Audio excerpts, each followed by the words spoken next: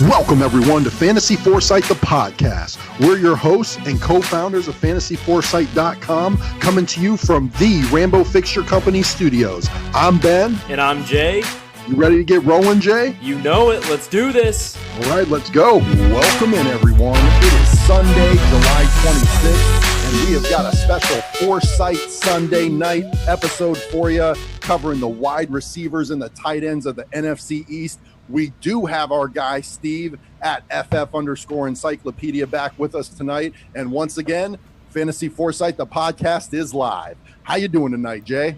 Ben, I want to apologize to you guys, the listeners, for my behavior in the last episode. I flew off the rails, admittedly, from time to time. I'm going to be on my best behavior tonight. I think we are still covering the NFC East, so you know what? Never mind. I can't make any promises. Steve, how are you doing tonight, my friend? I'm doing pretty well, guys. As always, happy to be on first and foremost. And, usually Sunday night's kind of depressing because, well, let's face it, we have to go back to work tomorrow. But, right. Being on the pod with you guys tonight, it helps lift my spirits a little bit. So appreciate being on. Should be a good one. We'll talk about Saquon a lot, I'm sure. Right, Jay?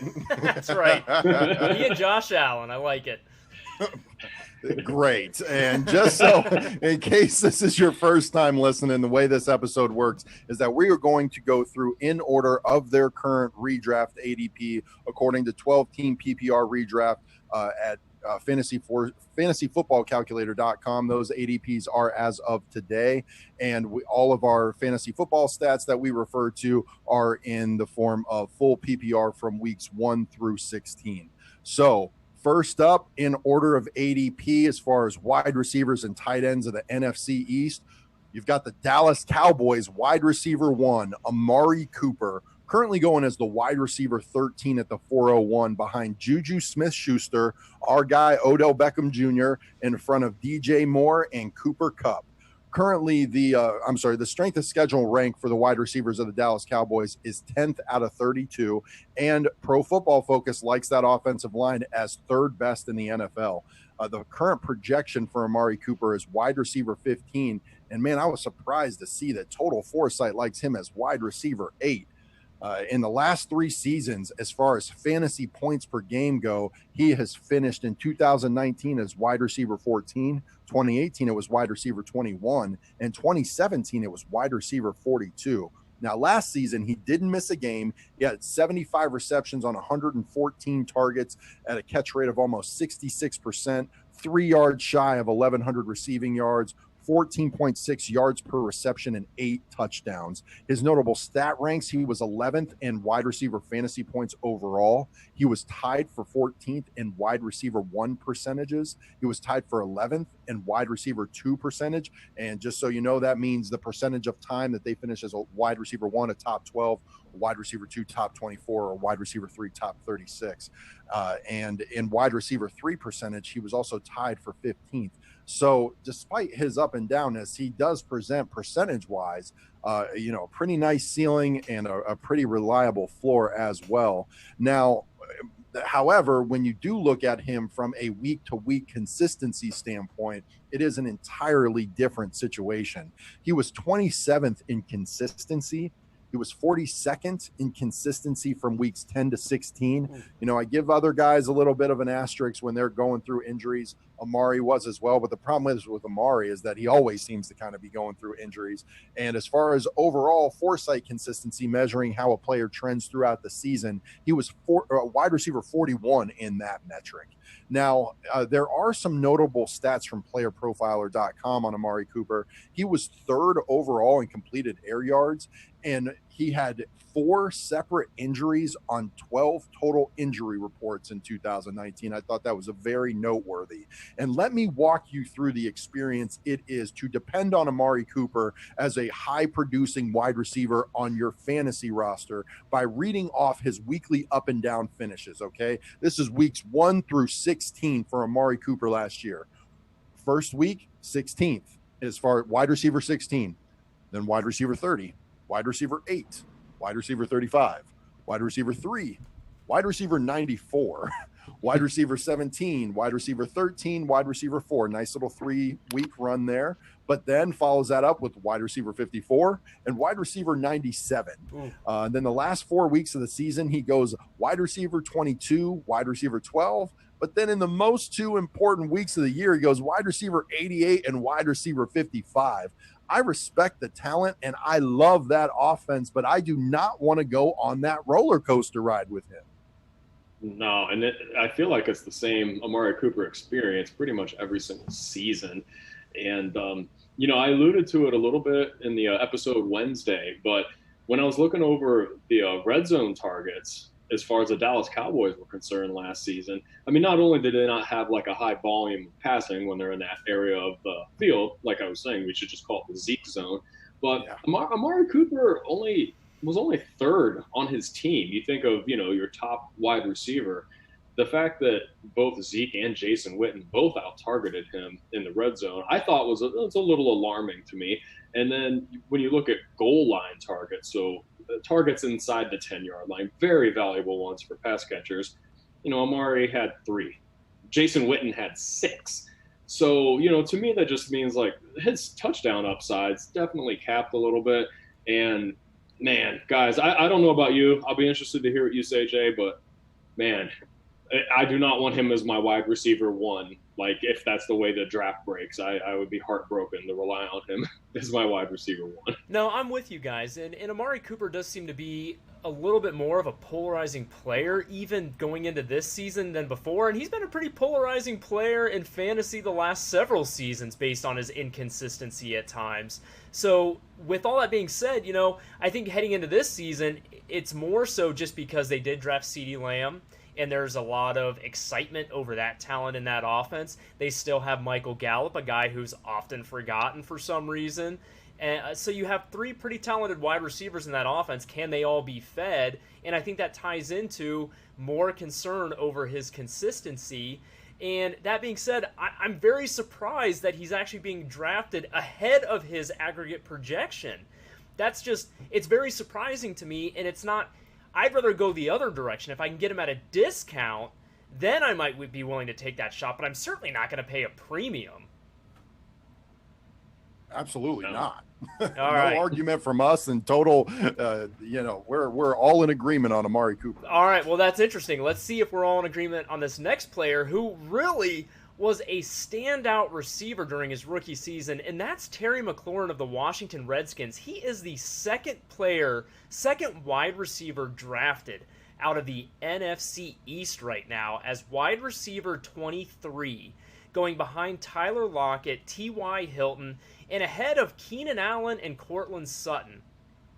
Currently, the Redskins wide receiving core has the I'm sorry. The Dysfunctions. Currently, the Dysfunctions wide receiving core, thank you, Ben, is ranked 15th out of 32 teams, and their offensive line is ranked 29th out of 32 teams.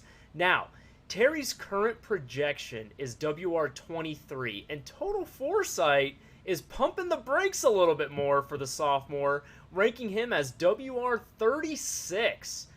So let's review his fantasy points per game, and this is going to be a very quick summary because he's only had 1 season in the pros. Last year he finished as WR28. Right now, as I had mentioned before, he's being drafted as WR23, so a little step ahead for Terry McLaurin. Last year he missed 1 game in his rookie campaign. He had 58 catches on 93 targets, had a catch rate of 62% for 919 yards. He did have a 15.8 yards per catch average, which is nice, and did get in the end zone 7 times, which certainly helped his fantasy production. Some notable stats from his rookie year. He was 25th in wide receiver fantasy points. He was tied for 15th in wide receiver 2 percentage and tied for 28th in wide receiver 3 percentage. He was 25th in consistency, 21st in consistency from weeks 10 through 16, which honestly surprises me because I felt like he faded coming down the stretch in the season. He was 25th in foresight consistency and 14th in yards per reception.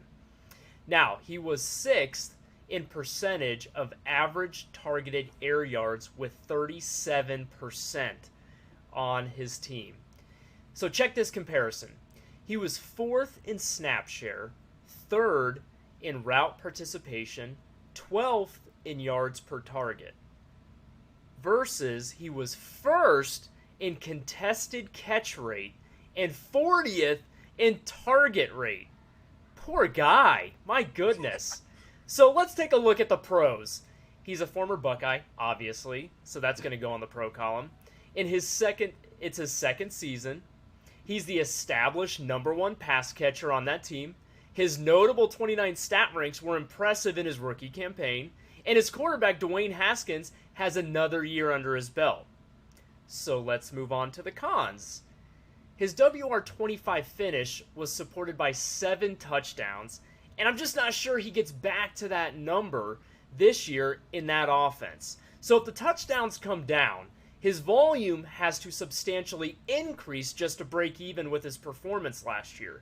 And with the upside of that offense being limited as a whole, it may be difficult for him to return value on a WR23 price tag.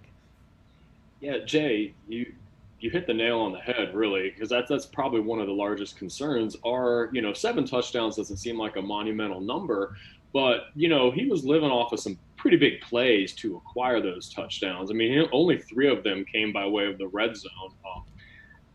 One touchdown, was from a goal line target, and that's it. So 4 touchdowns are coming from outside the 20-yard line, and you also said it too. It's a limited offense.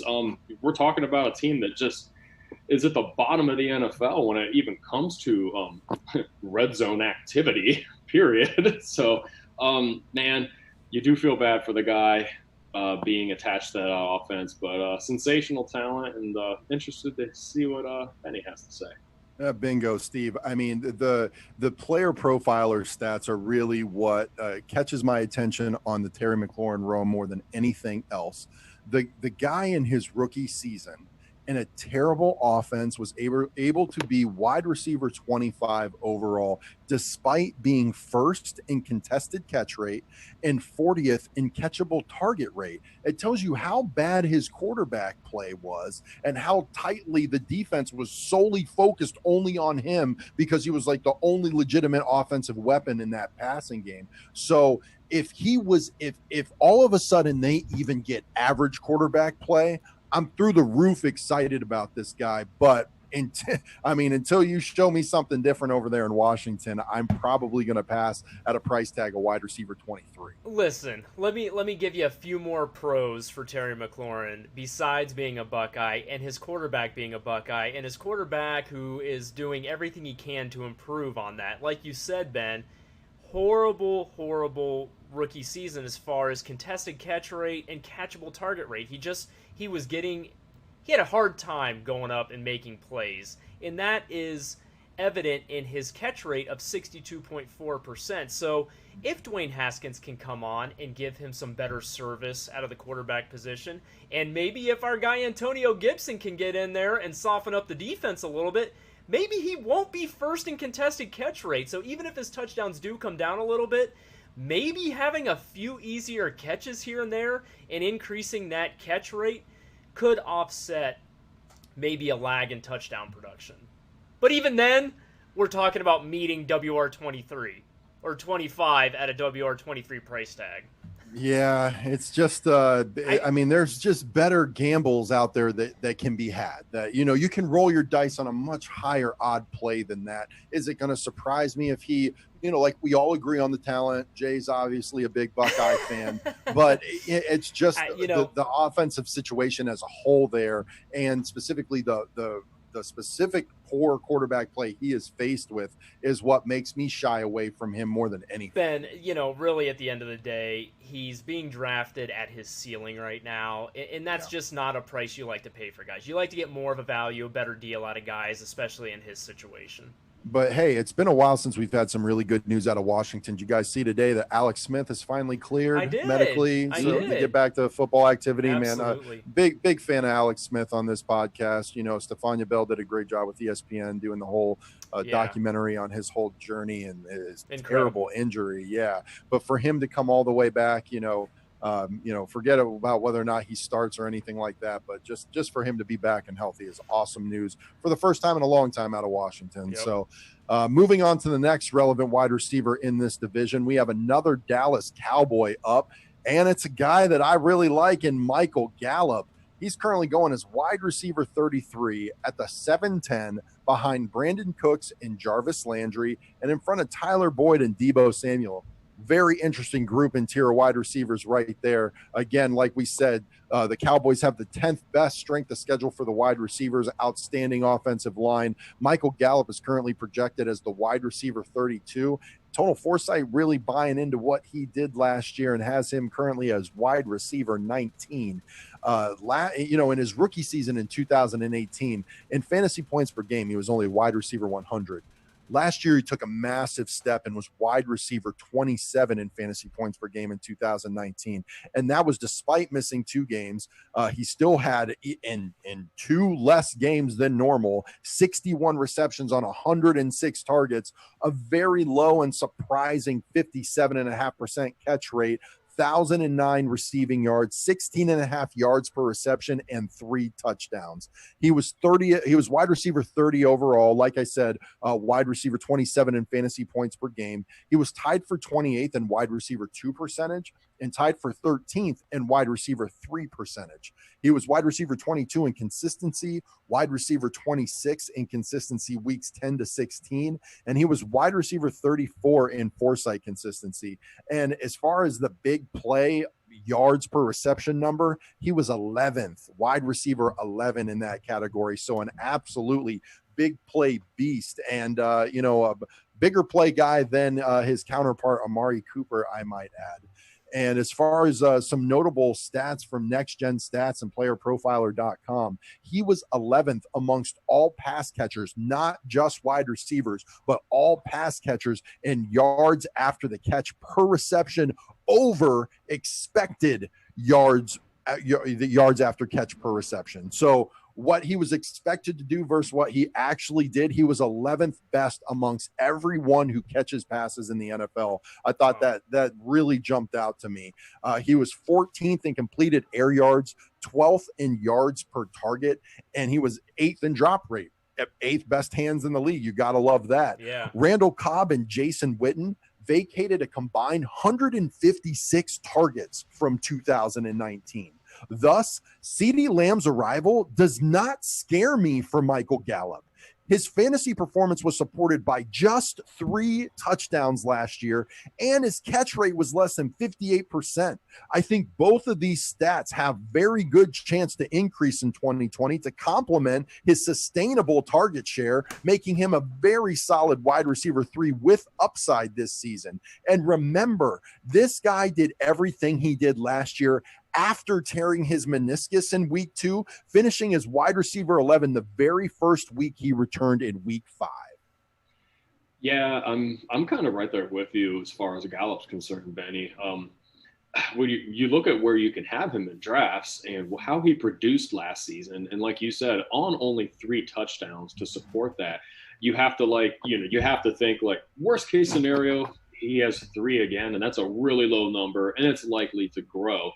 And, I know I keep going on and on about the impact of this offseason, but it has to be said, I don't just see CeeDee Lamb coming in as a rookie. Rookie wide receivers usually tend to get off the slow starts because there is that learning curve. And CeeDee Lamb, unfortunately, doesn't get a real NFL offseason. I just don't see him coming in and gobbling up targets anyways. So the longer this, when we find out there's no preseason, with everything progressing the way it has, it makes me like Michael Gallup even more. So, as far as the red zone numbers, I touched on earlier with Cooper, they're just not a heavy pass team down in that area of the field. Only had 8 red zone targets all last season. So, but that's fine, because you saw what he was able to do with that limited amount. So love the value there. Yeah, where he's going in drafts. I'm with you guys, especially in redraft. Michael Gallup is the guy in this wide receiving core that I would like to own. I'm with you, Steve. CeeDee Lamb, there are high expectations for him, and he may develop into a great wide receiver. But we've seen how difficult it is for rookies to come into the league and have an immediate impact, especially on the fantasy side. It's guys that are either thrust into situations where you have no other choice, like Terry McLaurin last year, or it's guys that are generational talents that can step in day one and have an immediate impact, like a Michael Thomas. And I'm just not sure CeeDee Lamb is one. He's definitely not in that situation where he has to be relied upon. And two, we'll see how he is at the NFL level. But Michael Gallup is the guy who always seems to be forgotten because he's not the biggest name and he's not the flashiest player because he's not the new shiny toy. And yet, to Ben's point, look at the 2 weeks prior to him tearing his meniscus last year. He had 13 catches on 15 targets for 226 yards. I would love that production. Then he misses 2 games after the injury, and he comes back. He's still able to produce yardage-wise, but he catches 7 balls on 14 targets. That's not who he is, He was so consistent those first couple weeks of the season just in catch rate and the ability to get open and run routes, and it just wasn't there the rest of the season.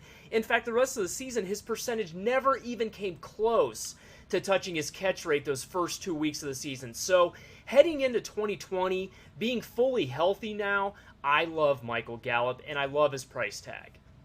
Amen, Jay. Like the healthier this guy gets, the better he's going to be, obviously. And I am sitting here getting a little bored at how much we're all agreeing this episode, but it sounds like we're going to disagree a little bit on the next guy that you're about to cover, because I do think whether or not they are converted targets or good targets, I think where they drafted this guy and the fact that there's almost 160 vacated targets from Randall Cobb and Jason Witten, this guy is going to get targets his rookie season. It's just a matter of how much and how much is going to be converted. All right, so let's dive right in. CeeDee Lamb, rookie receiver for the Cowboys, is our next receiver up, as he is being drafted as WR39 in the middle of the 9th round, going behind Deontay Johnson and Marvin Jones, and in front of Manny Sanders and Darius Slayton.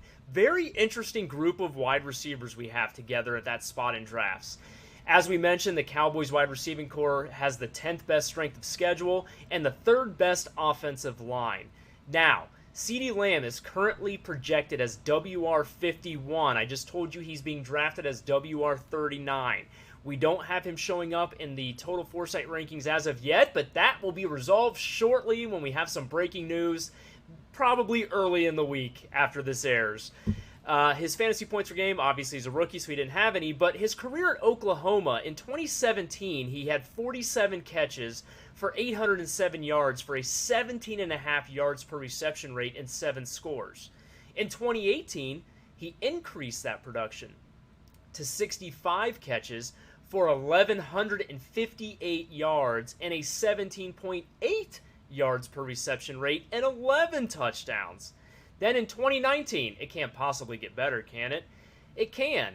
He had 62 catches for 1,327 yards for a 21.4 yards per reception catch rate and 14 touchdowns.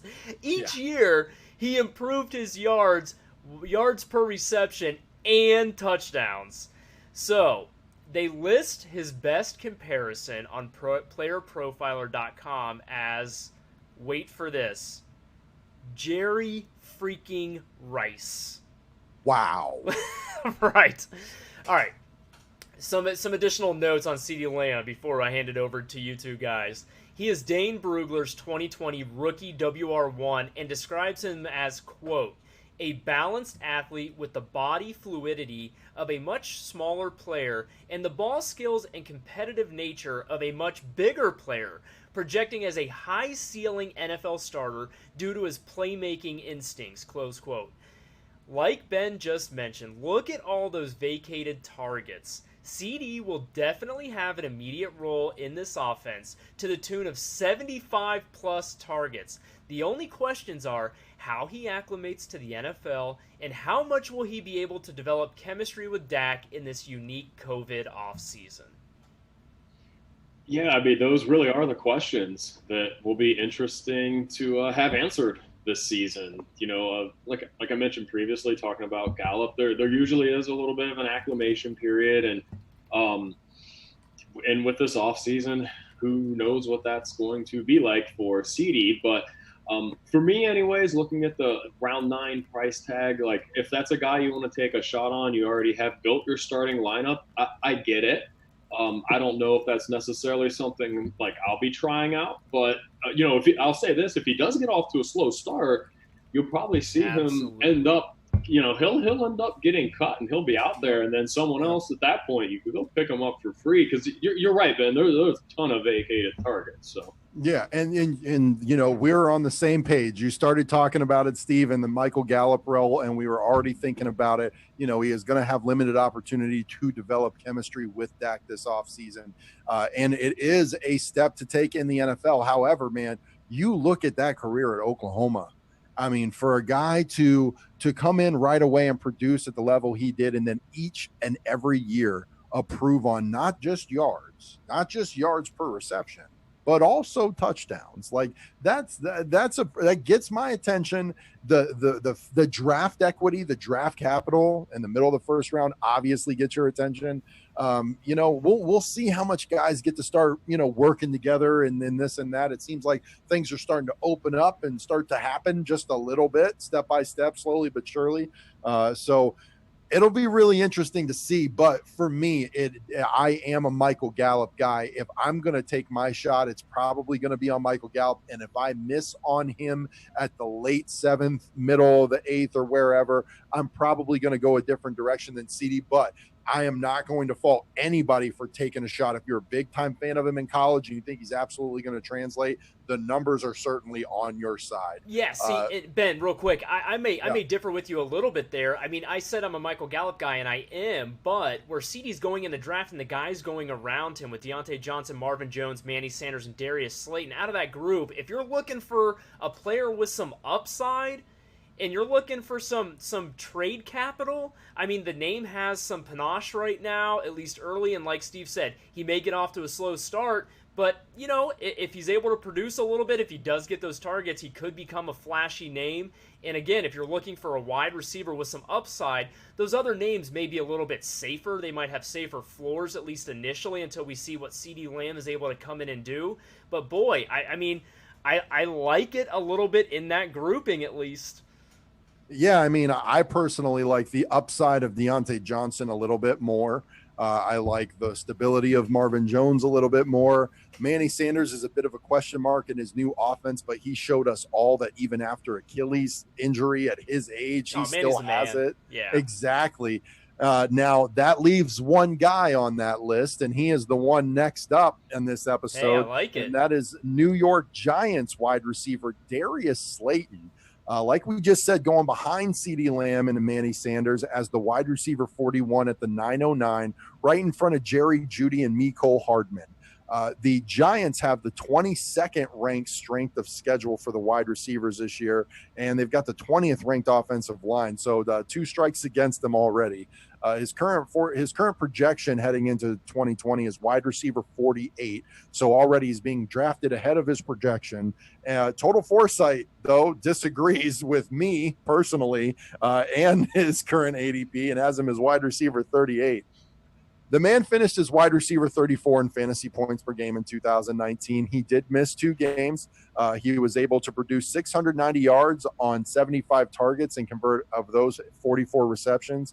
It was a catch rate for less than 59%. Yards per reception was 15.7, so not bad at all. And the man had 8 touchdowns. Yeah. Now he was 17th in yards per reception, and weeks 10 through 16, he was PPR wide receiver 14 in fantasy points per game, including a week 10 performance where he went 10 catches, 121 yards, and 2 touchdowns, and a week 14 performance where he went 5 catches, 154 yards, and 2 touchdowns. For a rookie, his talent was eye-opening, and I understand the upside appeal.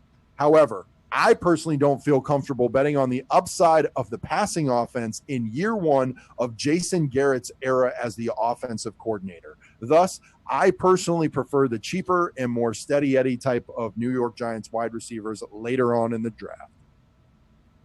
man, like you said, it's kind of a boring episode with all this agreeing, but I just can't manufacture lies for the sake of entertainment. So, yeah, I'm right there with you.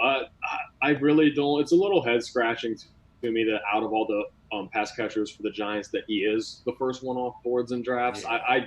I get that he had a couple monster games. He is the younger, the newer name.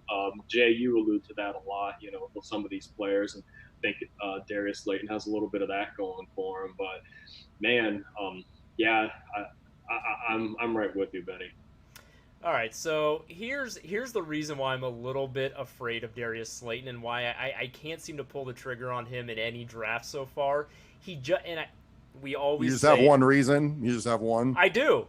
I have one, and I know we say we're always supposed to take emotion out of it, but he just reminds me of Keelan Cole. Really came on down the stretch and lit it up, and we fell so in love with Keelan Cole. The talent was there, and then his price tag goes up his second year, and you see what happened, and it has me afraid. Honestly, that's what it is. I see the numbers, I see the monster games down the stretch, the improved consistency, coming on as a pass catcher, but then I see the coaching staff that's in place now, what that offense could be, and there are some parallels between that and Jacksonville, the dysfunction on that side of the ball, and it scares me a little bit, honestly. Yeah, and I mean, there's zero guarantee that the man gets anywhere near 8 touchdowns this season. Exactly. Steve alluded to the play calling and how silly it was with how little carries and opportunities their best offensive weapon, Saquon Barkley, got. And one thing we can count on Jason Garrett for is to make sure that Saquon gets his share. Yeah, and then also it's just like, he's not a red zone guy, I'll tell you that. He only had 6 targets there all of last season. And there's just also a lot of mouths to feed. Like, New York has a lot of weapons, as kind of strange as that sounds. And like we talked about, they had no business throwing as much as they did last season. And we won't see it again this year. So, yeah, I don't get it. It doesn't make sense to me when you look at the numbers. All right, I am super interested in everybody's take on this next player. We're going to stay with the current theme of going young as we talk about Philadelphia Eagles wide receiver rookie Jalen Reagor, who is currently being drafted as WR48 in the middle of the 11th round. The first Eagle pass catcher off the board, going at a bench spot in the 11th round. That's the state of the Philly pass catchers. All right, he is currently being drafted. Oh, God, this hurts already. I don't even want to read this, Ben. Here's where I'm going to get fired up. Here's where it comes, guys. Get ready. He's being drafted behind Christian Kirk and my guy, Justin Jefferson, going right ahead of him. And going behind him is Sterling Shepard and Anthony Miller. The Eagles pass catchers have the 23rd ranked strength of schedule for wide receivers and the 10th best offensive line in the NFL. Now, Jalen's 2020 projection currently has him as WR47, and he's being drafted at WR48, so right in line with his projection. Let's touch on his career at TCU. We discussed another rookie a few players ago in CeeDee Lamb and how he improved year over year in college. Let's talk about Jalen Reagor in college.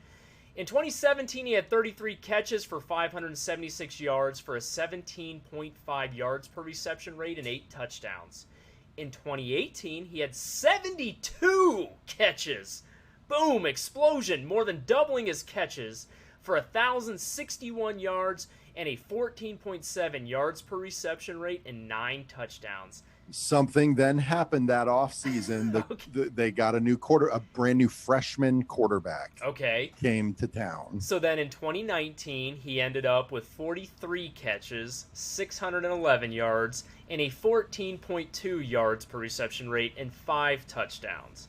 In his 2020 draft guide, Dane Brugler called him, quote, a passionate competitor, a high-performance athlete with the elusive traits and dynamic speed to be a home run threat before and after the catch. He shows the instant juice and explosive athleticism to separate at the NFL level, projecting as a high-ceiling starter with impact potential as a returner, end quote. Did this guy have eye-popping college numbers? No. But there's a lot of to talk about the awful true freshman quarterback play he endured at TCU last year. Like him or not, bottom line is he's the odds-on favorite to lead all Eagles wide receivers in targets this year. Thus, in a vacuum, at WR48, that's a nice $2 lotto ticket you can sign me up for all day. And I will 100% agree with that, Ben. You know, you take a look at that wide receiving core, his price tag is cheap. So, what can I say? Yeah, absolutely. You know, when you I'll look tell you at what I can say. well, should have drafted Justin Jefferson is what I should say. Never mind. Sorry, Steve. Go ahead. No, guy. When you look at, we just talked about CeeDee Lamb, you know, and he's going a couple of rounds higher. And for me, it's not that I think that Jalen Reagor is a better wide receiver or will project this being a better wide receiver as a pro than CeeDee Lamb, but I like the price on Reagor and the fact that we still don't know, like, will Desean Jackson end up being cut? We're not sure. Will he even be healthy if he does play this season? Alshon's probably headed for the pup to start the season. It's like, who's going to be targeted at wide receiver? Needs first-round draft equity. So you know, it's like, if I'm going to take a shot like that, yeah, I'll go with Reagor. You know, I like that thought process. Here's what's hilarious about this. Jay has been on record day one as just being so disgusted with the Jalen Reagor pick. So when he inevitably breaks out, you're not allowed to be a fan. Oh, listen, dude, the wide receiver on your own team. I am going to draft him on teams just because I know he's going to end up being great because I didn't like the pick. I mean, you know, if you listen to this regularly, you know I prepared the notes that Jay read for Jalen Reagor. Almost threw up in my mouth. I went to the tape today, Jay. I'm telling you, you've got some reason to be excited, man. You've got some reason to be. The man pulls away from people every time he touches the ball. What Dane Brugler say, the instant juice and explosive athleticism, that is just so perfectly on the nose for how this guy looks on film. And I mean, I get it. If you go from a senior that you've been developing chemistry with to now a true freshman, then that might suck at TCU. I mean, that can explain some numbers drop off in a big way. So all of a sudden, like Steve said, forget whether or not you think Jalen Reagor is better than CeeDee Lamb. He is undoubtedly in a much better spot. And I'm going to be surprised if the man doesn't get triple-digit targets. And if he is anything like he looked on film in college, he's going to be opening your eyes quick, Jay. Ben, doesn't every Big 12 wide receiver pull away from the defenders they face? Not like this guy, Jay. Go watch him. Trust that. Why would you want to take an SEC wide receiver who dominates games and has a big frame and is a number one receiver? Okay, never mind. We'll go on. Fine. Go watch and see how you feel after that. All right, moving on to a different type of tier, a different type of conversation altogether. We have got the second New York Giants wide receiver coming off the board now in Sterling Shepard. He's currently going as wide receiver 49 at the 1109, behind Justin Jefferson, behind Jalen Reagor, and in front of Anthony Miller and Sammy Watkins. Like we said, not the greatest strength of schedule or offensive line over there for the New York Giants. The projection has him ahead of his ADP as wide receiver 39, and Total Foresight likes him as wide receiver 23. And I mean, listen, over the last 3 years, you know, when he started, 16 games, 2017, he was wide receiver 21, 2018 wide receiver 41, 2019 wide receiver 20 in fantasy points per game. So you see, when things are going right for him, he can be that back end wide receiver 2 type of producer for you. He did miss 6 games last year, had a very nice catch rate of 71%, 52 receptions on 73 targets, was only able to convert that to 537 receiving yards at an average of 10.3 yards per reception. Only got in the end zone 3 times, but I thought he had some pretty nice, notable 2019 stat ranks. He was 22nd in wide receiver 1 percentage, 21st in wide receiver 2 percentage, He was 30th in wide receiver 3 percentage, and he really came on as far as a week-to-week performer down the stretch. He was 10th overall in consistency. Wow. So when healthy, he was the 10th most consistent wide receiver in the NFL. He was 18th in consistency weeks 10 through 16, and he was wide receiver 11 in Foresight consistency that measures how a player trends throughout a season. From playerprofiler.com. He was number 6 in route participation, but a red flag to watch out for. He did sustain 2 concussions last year in weeks 1 and weeks 5. So with the new and increased protocol with concussions, I don't know what it spells for him if he gets a concussion, especially early on in 2020.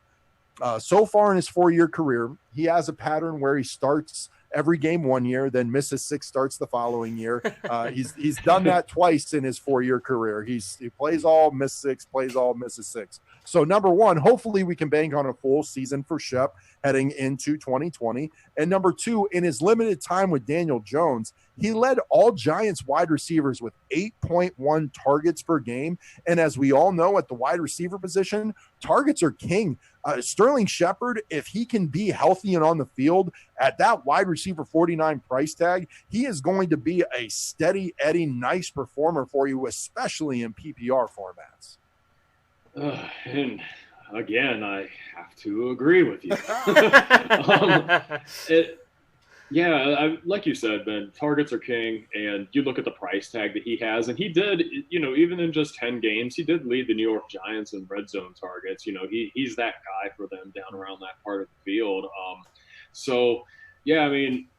Like you said, if he's healthy and if he's on the field, and even if he's not, it's an 11th rounder, a late. Yeah, I was just going to say the injury risk is baked into the price tag all day. Yeah, for sure. Yep. I see Sterling, and I like him historically as a player. It's just not a sexy pick. It's the smart play at that point in drafts.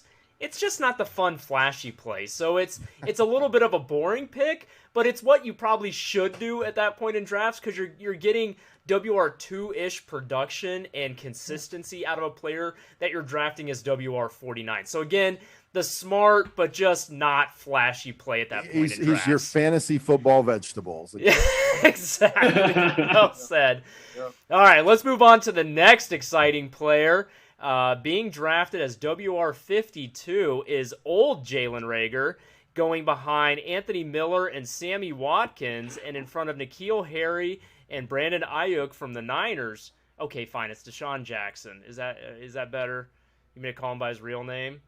Or just what are you putting that on Jalen Reagor for? He's not injury riddled.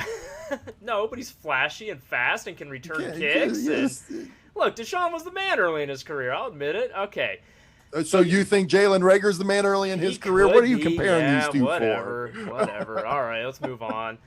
The Eagles wide receiving core, like we said, has a 23rd strength of schedule in the NFL this season and the 10th best offensive line.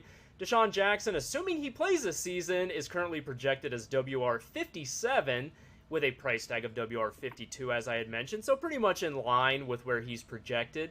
His fantasy points per game the last 3 seasons should be interesting to look at. In 2017, he was WR49. In 2018, he was WR30. And in 2019, he was WR37 in points per game. So, all of the last 3 years, even in down years, he was significantly better than his current price tag. Now, last year, he did miss 12 games and, finished the season with 9 catches on 10 targets. A 90% catch rate, though, for 159 yards, a 17.7 yards per reception rate, and 2 touchdowns. Started off well, anyway, and then obviously did not end well. Big butt coming. No one has a higher injury probability in the NFL, according to playerprofiler.com. His injury probability is 70%. 70%. Yeah, it's pretty conservative. It's probably a little I was about to say, I thought it was going to be higher, to be honest.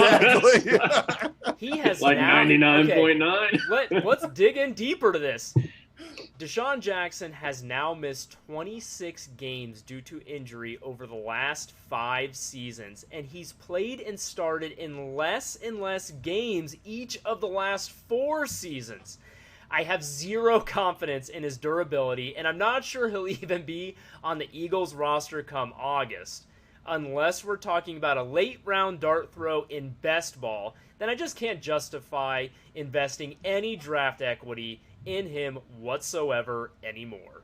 Let's disagree, Jay. Please Oh, tell me boy. you disagree. Please tell me you disagree. No. And as far as I'm concerned, I'm not drafting him anywhere. So, Why draft? Man, I thought for sure I'd have a fight on my hands on this one with Why Jay. draft old Jalen Reagor when I can draft young Jalen Reagor? Man, I can't wait for that dude to be good and just make you shut your mouth about it. Really quick though, guys, I will say, as far as Desean Jackson's concerned, like, in all seriousness, if anyone out there wants to take this strategy, like, feel free. I guess I get it. For a 12th round pick, if we know he's on the roster and we know he's healthy heading into the season, he might very well ball out for half of a game or 1.5 game. Like, seriously, like, early in the year, but you just have to be ready to, if you're going to take him, make sure you do put him in your lineup if he's healthy and playing, and then you just get what you can from him. Can't you just snack him up off the free agent heap, though? That's where he'll end up. Yeah. But, I mean, if you want to talk about ifs, if a miracle drug comes out for COVID tomorrow, I'm going to take it opening day in the NFL, brother. But there's a lot of big ifs as far as it goes with. Hey, and that's what I mean. Healthy. I could never draft him like right now. Yeah, his ADP, he shouldn't have an ADP. I mean, everybody has a range of outcomes. Everybody has upside, and you can draft for upside. I get that. But very few players have the injury risk that a Desean Jackson has, especially at this stage in his career. Mm-hmm. Like, I don't know how he even has hamstrings anymore at this point. I just can't justify taking him at all. So anyway, Steve's laugh gets me every time. I know it's the best. All right, Miami's, man. Anyways. We're going to move on to a different kind of wide receiver, a wide receiver that I am very excited about heading into 2020, and it is the 3rd highest drafted wide receiver on the New York Giants, and I am talking about Golden Tate. He is currently going as wide receiver 58 at the 13-10 spot, behind John Brown and Michael Pittman Jr., and in front of Bashad Perryman and Mike Williams. We've already talked about the strength of schedule and offensive line. Quite frankly, when it comes to Golden Tate, I don't care, and it doesn't matter. His projection is currently disrespectful and wrong, too. It's wide receiver 41, too low. Total Foresight's getting warmer at wide receiver 31. And then you see what this man has done as far as his fantasy points per game. Wide receiver 31 is his floor in the last 3 years. His ceiling has been wide receiver 19 back in 2017. And last year he was wide receiver 29 in fantasy points per game. Despite missing 6 games due to suspension, he was still wide receiver 44. I'm sorry. He had 44 receptions on 77 targets and had a catch rate of only 51%, which I found very surprising. 608 receiving yards, 13.8 yards per reception, and 5 touchdowns. He had quite a few eye-opening notable stat ranks for me, especially for a guy going as wide receiver 58. He was tied for wide receiver 25 and wide receiver 1 percentage. He was tied for 15th in wide receiver 2 percentage. He was tied for second overall in wide receiver 3 percentage, behind Michael Thomas and somebody else that's really an awesome wide receiver. I can't remember. So he was 20th in consistency, 28th in consistency from weeks 10 to 16, and wide receiver 29 in foresight consistency. Compare all this to that price tag of wide receiver 58 and check out next gen stats. He was 14th amongst all pass catchers in yards after catch per receptions, and he was 6th amongst all pass catchers in yak yards per reception over expected yak yards per reception. He may be the best value. He's definitely the best value of all the Giants wide receivers. He's one of the better wide receiver values in the draft. He was right behind Sheps 8.1 targets per game last year with 7.7 targets per game of his own. And with the nature of Tate's route tree, he's the safest bet to be consistent and reliable, which is supported by his elite percentage of wide receiver 2 and wide receiver 3 finishes last year. And his fantasy success is not contingent upon the Giants' overall passing success, because he's a dink and dunk volume guy. Point being, he'll get his regardless of game script, regardless of effectiveness. And as wide receiver 58, his value is insane. Yeah, I can't believe he's going that low, really. I mean, he played pretty well down the stretch last season. And again, we're talking PPR. Like, that's Golden Tate's game. He's definitely, he's not one of those kind of hit the ball out of the park kind of late picks. But, especially in this crazy offseason, guys are going to probably get hurt at a higher rate this season. Going to have guys that get forced to sit out 2 to 3 weeks because of a positive COVID test. Not a bad player to have on your bench for bye weeks, and if those occasions arise, because you should feel comfortable putting him in as your W3 or wide receiver 3 anyways. So, it's a little surprising he's going that late. And like you said, the best value of the Giants pass catchers, I don't know why Shepard and Slayton are going much higher. I don't, so. Yeah, that's confusing. I agree with you, Steve. And Golden Tate, I kind of like Sterling Shepard is like the smart play. Just for me, again, it's not fun. It's the safe play. It's the smart play. It's just not the flashy play. So, at that point, it just depends on. It depends. You look at the guys going around him: John Brown, Michael Pittman Jr., Rashad Perryman, Mike Williams. But what I'm saying, Jay, is if you went, let's say the draft fell to you and you went somebody more steady Eddie at your wide receiver early on, like a Jarvis Landry or somebody like that, maybe now's the time for you to go upside risky. If you went a more riskier option early on and you're looking to fill out your roster with some steadier late round options, then Golden Tate's your guy. And honestly, with the guys going around him, I know we all kind of like Rashad Perriman, but we have no idea what he's going to be this year. And it's Adam Gase, man. Right, exactly. So as much as I like him, I'd much rather take Golden Tate at that point in drafts.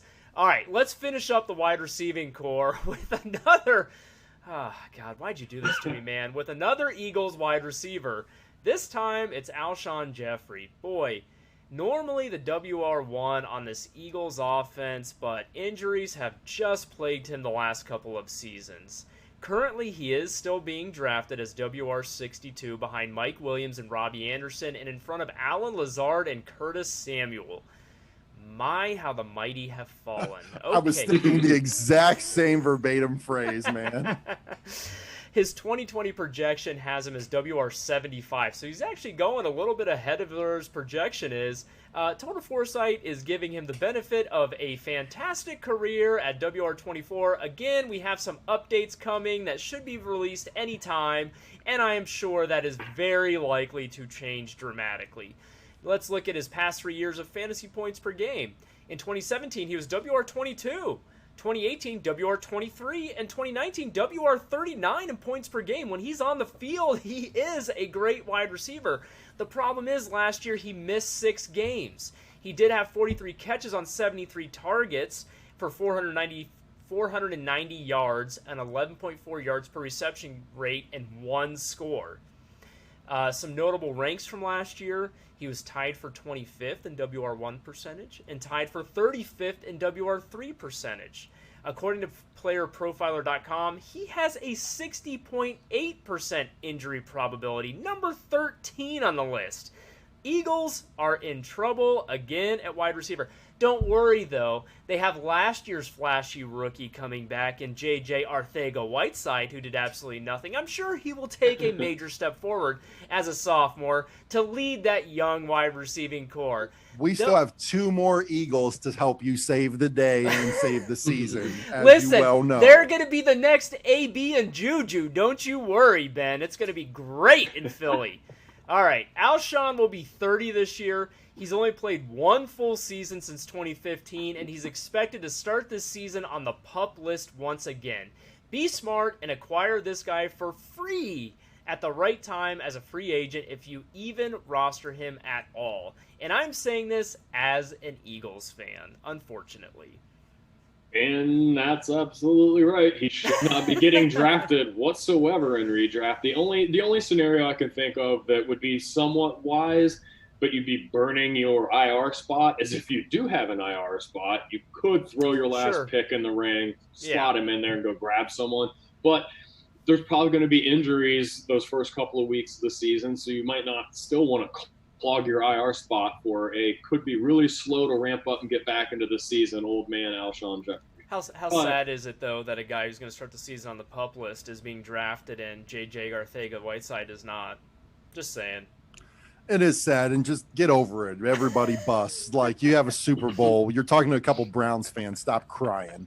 I was very surprised to see that Alshon Jeffery, when he played last year, was still wide receiver 25 and wide receiver 1 percentage. That blew me away. Yeah. So he's another one like Desean Jackson. If you want to grant some mighty big ifs, you can see how they're going to return I'll some tell you value. what, in best ball, you got some very easy, very late round draft picks you can make. Why not? Exactly. Absolutely. But man, in a redraft format, like, don't spend any draft capital on this guy. All right. Like, go wide receiver or go free agency fishing at some point. But now we're going to end strong. Yeah, let's move on. Let's get on to the fun part. I'm going to tell you what, the tight ends of the NFC East are probably more interesting as a group than the wide receivers, which is why we decided to end the episode with them. And it starts off with Philadelphia Eagles tight end Zach Ertz, currently going as the tight end 4 at the 502 behind George Kittle and Mark Andrews and ahead of Darren Waller and Rob Gronkowski. The tight ends for the Philadelphia Eagles, Jay, don't worry, have the best strength of schedule at the position to go along with that top 10 ranked offensive line. The projection for Zach Ertz is tight end 3. Total Foresight likes him as tight end 2 in points per game. Each of the last 3 years, he's been tight end 4, tight end 2, and tight end 3. Didn't miss a game last year in the fantasy season, weeks 1 through 16. 88 catches on 135 targets, 65% catch rate, 916 receiving yards, and 6 touchdowns. And I wrote, and still, like the UFC, tight end 2 overall in fantasy points last year. Everybody wants to completely write this guy out. He was tied for second with 7 top 6 finishes at the position last year. He was 9th in tight end 1 percentage, 4th in consistency, 3rd in consistency from weeks 10 to 16, and 4th in Foresight consistency. Notable stats from playerprofiler.com. Number 2 in route participation. Number 15 in deep targets. Number 2 in completed air yards. Number 9 in yards after the catch. And number 5 in red zone receptions with 5. Jalen Reagor is an unproven rookie from TCU. Alshon is likely on the PUP list. D-Jax can never stay healthy. And Ertz is best friends with the quarterback. I'm not one to target early round tight ends, but Ertz is in the top of the 5th. Ertz going in the top of the 5th round doesn't seem like a bad value to me looking at his numbers. However, my biggest concern for Ertz in 2020 is his health. I don't remember hearing a lot of people talk about it, like, especially not right now, but don't forget that in addition to suffering rib fractures and cartilage tears, he suffered a lacerated kidney in week 16. Thus, you may see a bit of a slow start and be able to target him in a trade offer after the first couple weeks.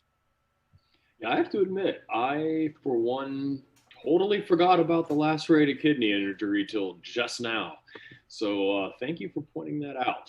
Because even for someone like myself who has spent a lot of time writing about these guys the last week, that I did not catch and totally forgot about. But yeah, to your point, Ben, as far as like an early tight end, Ertz, going at the top of the 5th looks a lot better than last year when he was going like at the top of the 3rd.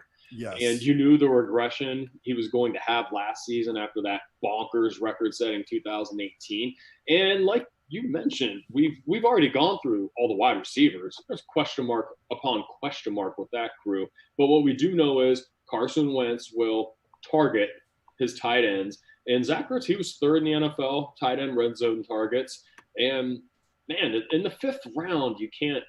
I've come around on Ertz. I thought I would never draft him this year, but I have come around at that price. You know, if he's there, I would consider pulling the trigger on that. Yeah, and I've learned a lesson in trying to predict the drop-off on players because, you figure that elite guys can't possibly maintain that level forever. So you try to kind of foresee when that's going to occur and beat people to the punch. But really, I learned that lesson with Larry Fitzgerald. Great players remain great for much longer than you expect, and I feel like Zach Ertz is in that category, and partially because of the Eagles' offense, where last year may have seemed fluky in what they had to throw the ball to in Philadelphia, but this season's shaping up to be very similar. And exactly. And even if some of that target share goes to Dallas Goedert, there's still plenty to go around. They're going to need guys to catch balls, and Zach Ertz is the tried and true playmaker on that offense. Ben read off all the stats, and the fact that, somebody like Keenan Allen, who missed time with a lacerated kidney, and Zach Ertz was going to put on a flap jacket and go out there and play with the same injury, just tells me what I need to know about the guy. Even if he's dinged up, he's going to be out there, and he is the premier playmaker in that offense right now. Unfortunately, it's a tight end, so I'm hoping the Eagles adopt the Bill Belichick plan and go two tight end a lot, establish that run game, use your assets, let the rookies develop and the young receivers develop, and see where this offense can go. But yeah, I'm banking on Zach Ertz, and especially tight end 4, it's the cheapest he's been in years. So, yeah, and I'm not one to subscribe to early tight ends, but as we talked about a few episodes earlier in this season, typically there has been like a 3 tight end tier and then kind of everybody else. Right. Exactly. This year, I think we all agree that it has been expanded to 4. Right. You've got Kelsey, Kittle, Andrews, and Ertz. Right. And like you said, the cheapest of the bunch, a little bit maybe has to do with that lacerated kidney. And again, I by all accounts, he's not expected to miss any time, but recovering from that is no small thing. Right. And that plus a COVID offseason might mean he's a little bit behind in his offseason preparation. Maybe it doesn't. He is a beast. He is a machine. He was ready to try to play through it. Yep. But like I said, if I just don't want you to draft him and after week 1 or 2 panic because Goddard's getting way more targets than him, when after 3 or 4 weeks, maybe he's starting to feel a little bit more like his normal self. And not to extend the conversation for the listeners, Ben, but you mentioned it. This elite group has been expanded to 4, but then listen to the guys coming right after Kelsey, Kittle, Andrews, and Ertz. It's Darren Waller and Rob Gronkowski. Those are major question marks on what they're going to be this year. So I think you're absolutely right. Now, I'm intrigued to hear what you guys have to say about our next tight end, and that is Evan Engram of the New York Giants. Currently going as tight end 7 in the middle of the 7th. What did I say? You clearly have not read my notes yet if you're not sure how I feel about Evan Engram. That was my segue, man. All right. He's going behind Darren Waller and Rob Gronkowski, who I just mentioned, and in front of Hayden Hurst and Hunter Henry. Interesting. All right, now the Giants tight ends have the 3rd best strength of schedule for the position, so that is a major check mark for them. However, that offensive line is 20th ranked in the NFL. His 2020 projection is tight end 6, his aggregate projection. Wow, I'm pretty surprised by that. His total Foresight rank right now is tight end 5. Ben's hanging his head. Don't worry, Ben, it's going to be updated soon. Everybody, stay tuned for some breaking news from Fantasy Foresight. Let's take a look at his fantasy points per game over the last 3 years. His 2017 points per game was tight end 4. 2018, he was tight end 8. In 2019, he was tight end 6 in points per game. However, last year he missed 7 games. He had 44 catches on 68 targets for 467 yards and 3 touchdowns. His catch rate was a little under 65%, but he did average over 10 yards per reception. Some notable ranks from last year. He was tight end 18 overall despite missing 7 games. he was tight end 6 in fantasy points per game. He was 8th in tight end 1 percentage, 7th in consistency, and 9th in foresight consistency. So all easily tight end 1 numbers. According to Player Profiler, he was number 3 in route participation, number 6 in target share, number 5 in dominator rating when healthy, and then let's see, week 5 he sustained his MCL sprain. In week 9 he had a mid-foot sprain requiring, ouch, Liz Frank surgery. In his 3-year career, Evan Engram has started 11 games, 8 games, and 6 games. He's fine in points per game, but his total lack of durability just makes him entirely too pricey at the 705. I mean, if you're taking Evan Engram over Hayden Hurst this year, I'd like to personally invite you to join all of my fantasy football leagues. And I'd say the same of Hunter Henry, Ben. Yeah, listen, Evan Engram broke out in a year when the Giants' wide receiving core was just decimated by injury and problems, and he feasted on an increased target share. But ever since then, he's had an injury issue, and that injury bug has crept up and bitten him more and more and more every year of his career. That's exactly the issue that I have with drafting Evan Engram anywhere is it's an early 7th round pick. You're still filling out a starting lineup at that point. You're more than likely in your league, depending on format. And he's a guy that I can't trust to be healthy. And in this particular season, probably more than any, where I know there's going to be a higher rate of injury, and there's going to be guys that have their positive tests or high temperatures and can't play that week. I don't want a guy who, like, when he gets injured, you put a 7th rounder into your tight end, you're going to not probably cut him. So he's going to clog up your bench when he's out 2 to 3 weeks with this, that, or the other thing. And I just don't even want to put guys on my team that have those issues to begin with. We all agree. I have plenty of other things to deal with. So, over Hayden Hurst? That's the worst part about it. And Darren Waller and Gronk have their question marks, but I am taking 4 for 4 on this list over Evan Engram, and here's why. Hunter Henry finished the year healthy. Hunter Henry is still healthy currently, but for a guy in Evan Engram who has started 11 games 3 years ago, 8 games 2 years ago, and 6 games last year, now has the most significant surgery impacting a route runner that he's had yet in Liz Frank surgery. Why? I just want to know who is still high on Evan Engram. Who thinks this guy is worth a 705? That is insanity to me. I'll tell you what, it's crazy that he's going over the next 2 guys that we're going to cover.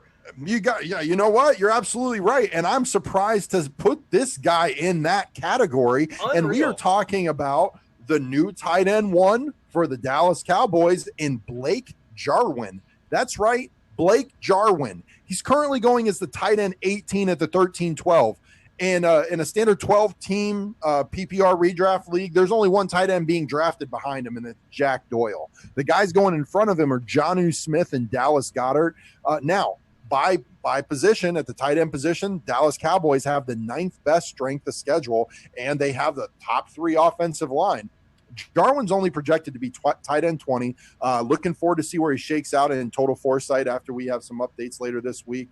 And, the last 3 years, he hasn't been very involved. The best he's been is last season, tight end 34 in fantasy points per game. He doesn't have injury problems. He didn't miss a game. He caught 31 catches on 41 targets. For a catch rate of 77.5%. He had 365 receiving yards and 3 touchdowns with an 11.8 yard per reception average. Now, it's very relevant that Jason Witten is vacating this role. So I want to tell you what Jason Witten did last year relatively in fantasy in this offense. He was tight end 11 overall. Do you know that? Jason Witten, tight end 11 overall in 2019. Nuts.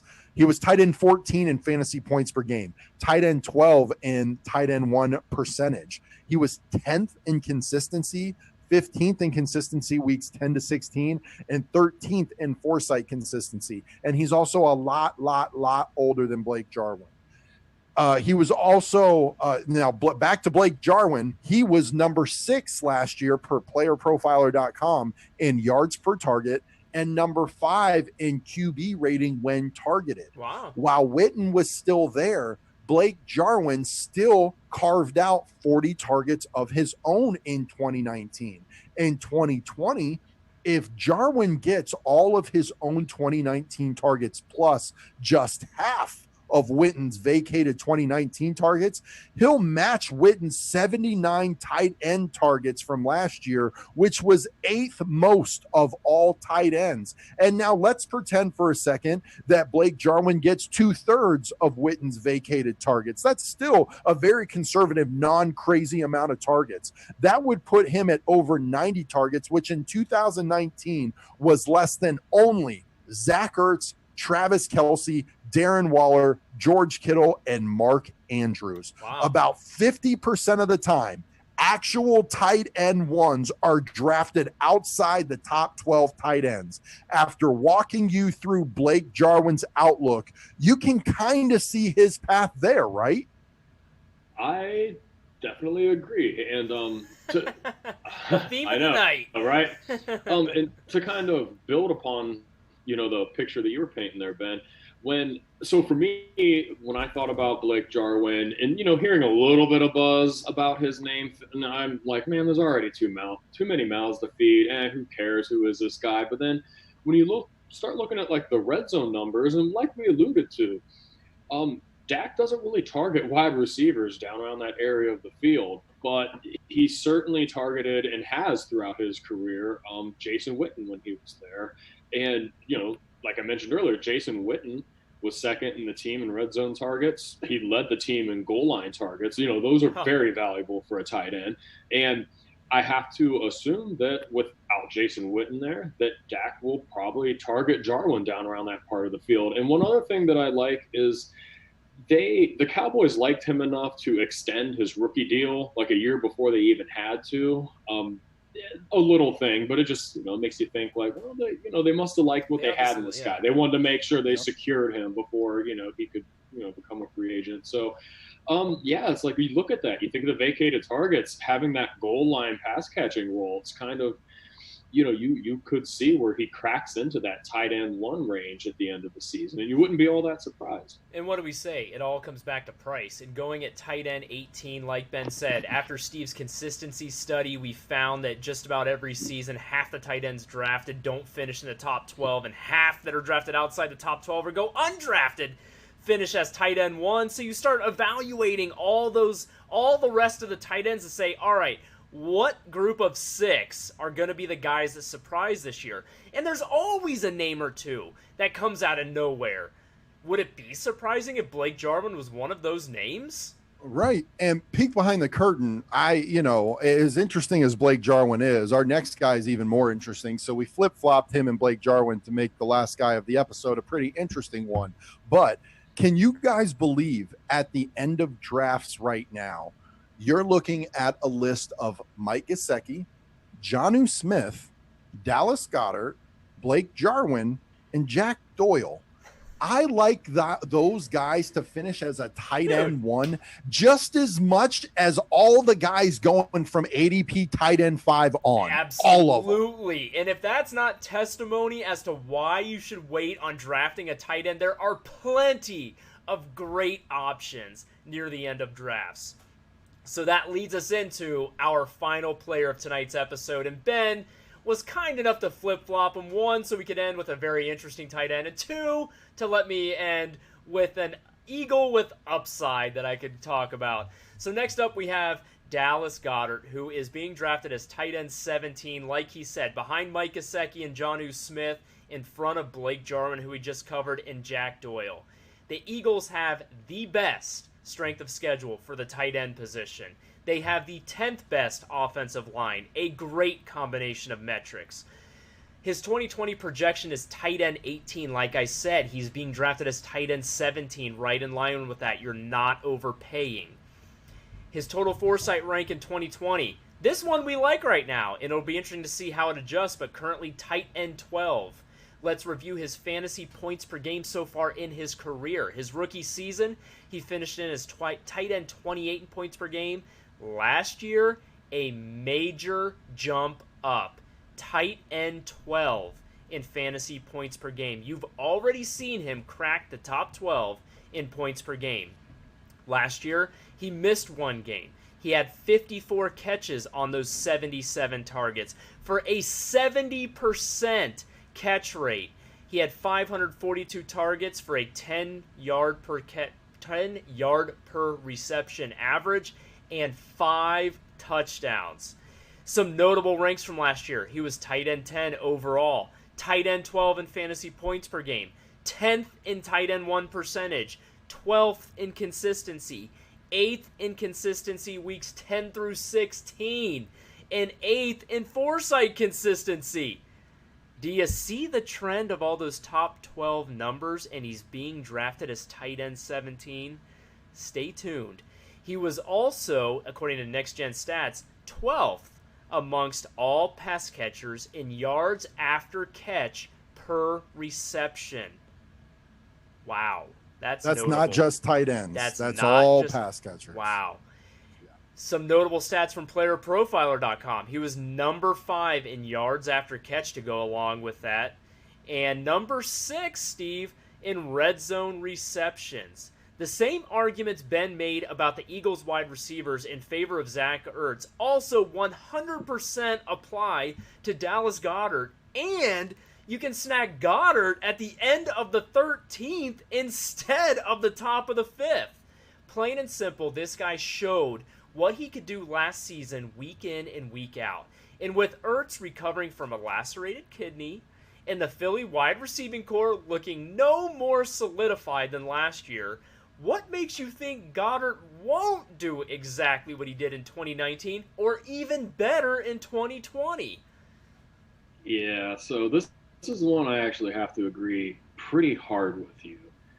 I'm just kidding. I just wanted to say I disagree once this entire thing. Usually I do a few times. I know, man. Yeah, Goedert, I love Dallas Goedert this year, especially how low he is going. And that whole situation in Philly, we've talked about it plenty tonight. There was a lot to love there. And when you look at how much Carson Wentz does, well, whether that's out of because that's what he had to do targeting the tight ends because he didn't have better options, but you've seen it throughout his career. He has always been a tight end friendly quarterback. And Goedert had just as many goal line targets and touchdowns as Zach Ertz last season. Obviously, Carson Wentz feels comfortable with him down around that part of the field, and which you have to really, really, really like. And we saw towards the latter half of 2019 where, their usage kind of started to equal out a little bit. So you get a guy in the bottom of the 13th round who can give you that kind of production at that position. And plus, guys, like you talked about, Ben, Ertz is coming off of something, and he's not, he's another year older. He has taken a pounding throughout his career so far. Who's to say Zach Ertz doesn't go down for a month? He could have an injury, and then my goodness, Dallas Goedert would be like the man. He'd be a top 3 tight end probably. Exactly. Yep. And even if Zach Ertz is out there gutting through an injury he shouldn't really be playing through, which we know him to be the type to do, he's going to serve as more of a decoy, and probably Goddard's going to be schemed into that role and what it would look like if Ertz was out. So, we talk about pretty much Jalen Reagor is the only wide receiver in that offense you can count on to stay healthy right now, because we've never seen him get hurt in the NFL before. We don't know if he can make the step up to the NFL. We don't. And Alshon's not going to be there for at least the first 6 weeks. We don't know if Desean Jackson's going to be there at all. So that just leaves really Miles Sanders, Boston Scott, Zach Ertz, and Dallas Goedert. And if all of a sudden Zach Ertz isn't 100%, that just means the other 3 main pass catchers are going to catch that much more. Hey. So again, we talked about real quick, Jay, this is my last point, Mike Gesicki, Jonnu Smith, Dallas Goedert, Blake Jarwin, and Jack Doyle. I really like the outlook of all those guys heading into 2020, but of all those guys, only one of them can say that they were a bona fide tight end 1 in 2019, and that's Dallas Goedert. Yeah, he seems like almost the most bankable late round guy to finish as a top 12 player at his position. But you keep forgetting to mention J.J. Arcega-Whiteside. What's up, man? Did he just disappear? Because you want to be a whiny Philly fan. Go lay down with your Super Bowl and cry. All right, good episode, fellas. We wrapped up the NFC East. I didn't get too upset this episode, so I felt pretty good about that. Next up, what do we have, Ben? Man, you're going to like this, Jay. We're going to be talking about future Hall of Famer Pat Mahomes and the Kansas City Chiefs and the rest of the exciting, electrifying quarterbacks and running backs of the AFC West on Wednesday night. Can't wait. That wraps up this episode of Fantasy Foresight, the podcast. We thank you for joining us. Be sure to visit us, as always, at fantasyforesight.com. Use the links at the bottom of the page to find us across social media, including Twitter, Facebook, YouTube, and wherever you pod. We hope you enjoyed the episode, and we'll see you next time. I don't feel we'll have some disagreements Wednesday. I don't know. I just watched the AFC the AFC Championship game and the Super Bowl re-air today while I was doing this episode. Man, I can't wait to see more Mahomes. That 30-yard run he had in the AFC